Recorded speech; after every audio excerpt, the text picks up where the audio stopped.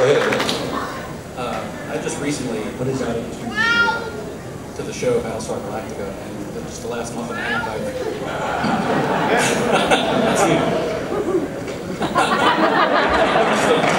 For those that don't know who you are. Who am I? So, I've just recently gotten into the show just about 6 weeks ago, and I finished it. I've seen the entire... It's ridiculous. It's a fantastic show. I wish that I had seen it, but I kind of like now that I didn't have the suspense of it. Oh, you saw it the best way. Most of us in here saw it your way, by the way. Oh, okay. Not very many of us saw it on sci-fi. Well, I was been watching. I've been reading a lot about the news with Battlestar lately, and just saw that Blood and Chrome, they decided they're not going to pick up for a full series. But with that said, when I was also digging around, I read that you at one point in time said you were going to work on a graphic novel too. Oh, I would love to do that. I mean, I would love more than anything. I've been talking to, some of Bob Layton and these guys, just Bob's writing a screenplay for me at the present time. We're working together in peace with my son. But yeah, I would love to do.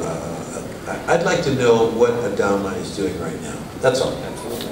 It's been 4 years since we left off. What has he been doing for the 4 years and where he was, Good luck, you're at the top of the mountain. Now where are you? Just like to know what's going on with him, that's all. I think that's a hell of a story. And where he was located, because I don't want to be a spoiler, where he is and what happened to him and what's going on with him, and now what's going on with him right this second. I would love to. I don't care where you choose. You can choose right after the moment that we left him, or you can go 5 years later, or you can go 10 years later, Whatever you want to do, but just from that moment on, boom, now he's in this world. And we all know about that world a little bit, okay? If you're an anthropologist, you know a lot about it, but basically, what spoilers are we giving out? That's terrible. Don't say any more, man. No. Thank you. Thank you. Hello, Mr. Olmos. I'm Chad from Tales of the Smoke and Chihuahua podcast. Anyway, I've got 2 quick questions for you, please. Number one, how difficult was it for you and the rest of the cast to learn all that sci-fi Dreidis lingo that you were spouting around at CIC all the time? I mean, how many times did you have to practice all that? And second, in a lot of episodes, you and a lot of the cast were fall down drunk a whole lot by the bar. What were you actually drinking during those scenes? It wasn't good. In actuality, the drink itself was terrible. I mean, they would just get like Coca-Cola, flat Coca-Cola, and put water in it, and then or they put green tint on it, green stuff, and I was just like, oh my God, do we have to drink this stuff? But it was great. It was just fantastic. It got you drunker than a skunk. No, we really got. It was amazing what happened.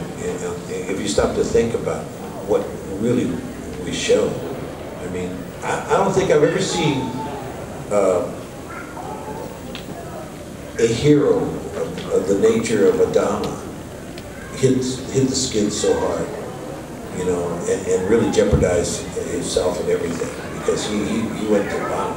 He was popping pills and getting drunk in the sky, he couldn't stand up, and the whole juxtaposition between him and the Colonel. What the Colonel went through, and then, it was a fantastic understanding, and I'm glad that they allowed me to do that, because they didn't know I was going to do that, they didn't know I was going to start drinking. All of a sudden, they looked at the dailies, the writers looked at the dailies, and go, oh my gosh, really? He's drunk. The guy's drunk. And so, so when I was hitting the bottles and starting to do that, and I was breaking down, I just needed the arc. I didn't want to be that guy that just kept that saying always, the tough, you'll make it through, don't worry about a thing kind of guy. And just said, that's like bullshit. People crack, man. I mean, they do. I can't tell you how many colonels, how many admirals, how many people in high ranks in the United States Armed Forces have come up to me and said, thank you. Thank you. Because I allowed them to see themselves in their most weakest moments. And they knew that they've had them. But when they go out in the public and they're talking to people and they're commanding, they can't show it. But in the recesses of their brain as they're sending out our children and our brothers and sisters into battle, and they're just getting annihilated, and you know, for what? And we wonder, and you know, that becomes the issue. And so for me, I felt bad for these people. You know, I really do. And I wanted to make sure that if there was an escape valve that could be used in this situation, this would be it.